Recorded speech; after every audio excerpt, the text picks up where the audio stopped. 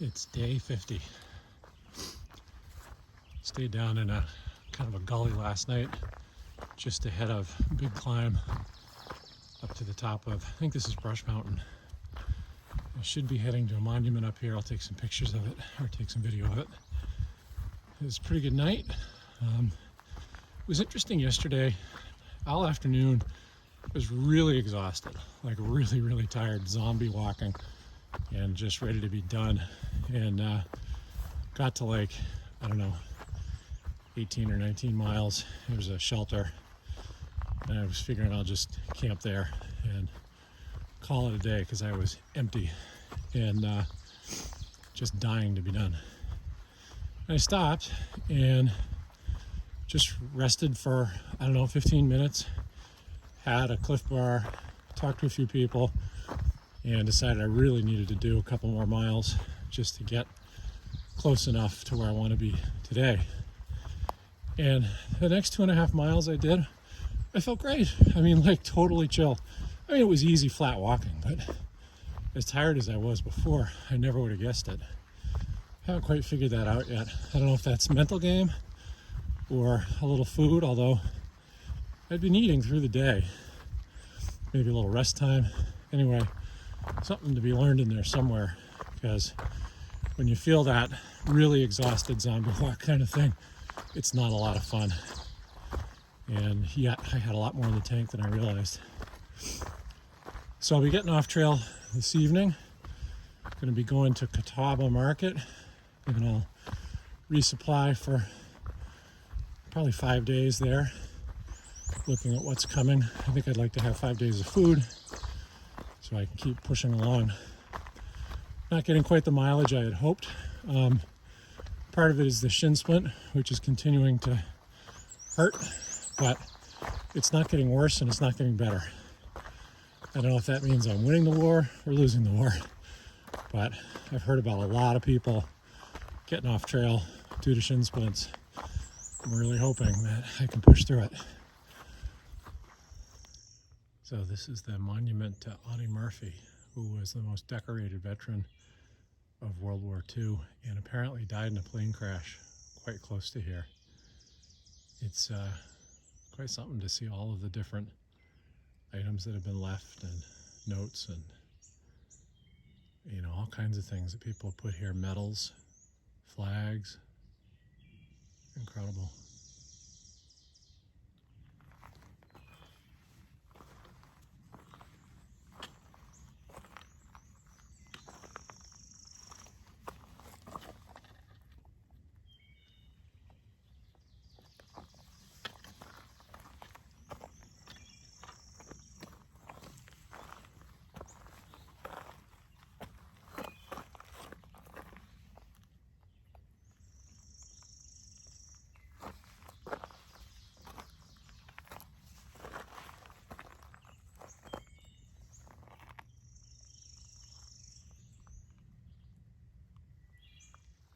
It's about 8:45 in the morning, and I just came to a road crossing, and guess what? There was trail magic. It was sodas in a cooler, freshly put out this morning on ice, absolutely frigid cold, and I really enjoyed a Mountain Dew.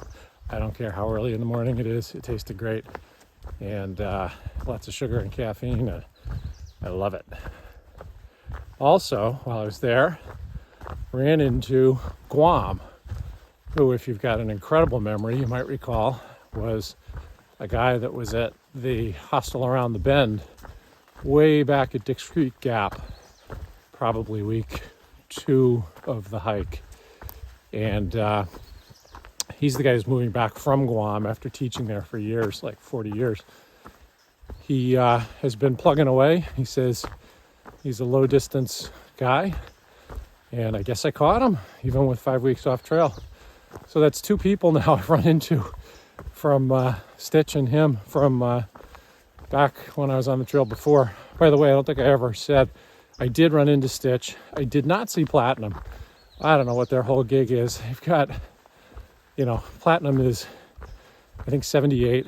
She's kind of doing it her own way. She and Stitch kind of have this love-hate thing going on.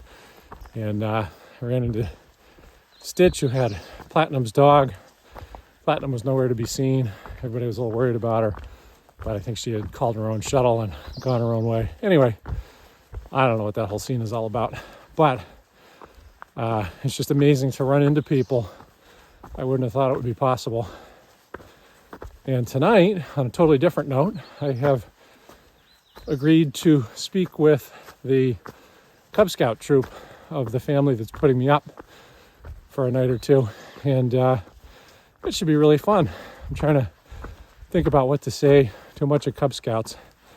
I think I'm going to focus in on the equipment because maybe that'll get their attention and be interesting and give me a chance to talk about some stuff that maybe it's helpful.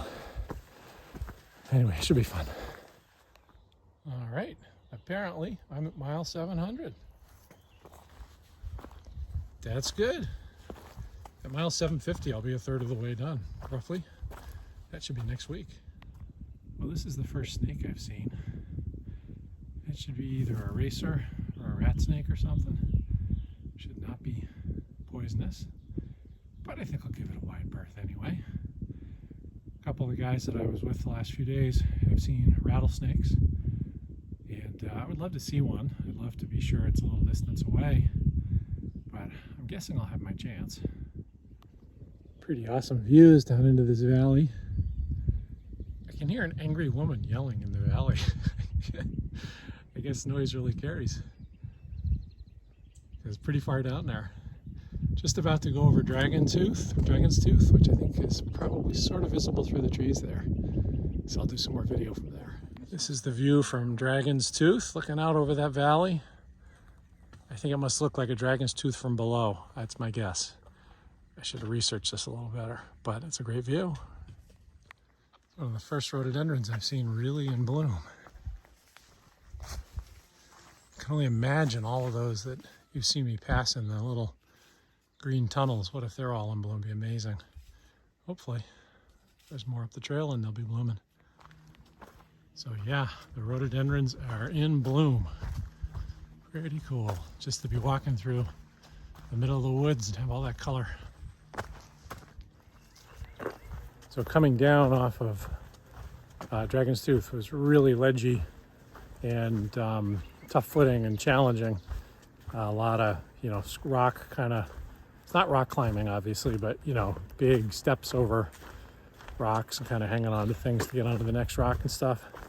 So I'm really glad I didn't end up doing that in the rain. That would have been really tough.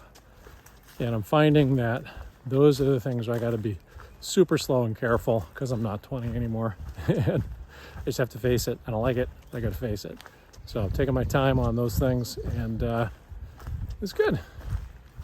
Beautiful afternoon. I'm heading into Catawba Market.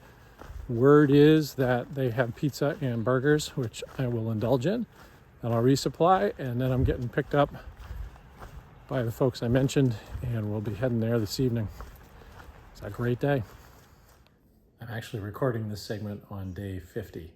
I am happily in the home of the son and daughter of our neighbors where we live, who have graciously put me up in just a fantastic way in their apartment in the bottom of their home, and fed me all kinds of food, stocked a fridge for me, picked me up at the trailhead, offered me their car for the day so I can go do resupply. Just been, a fantastic way to get a little bit of downtime.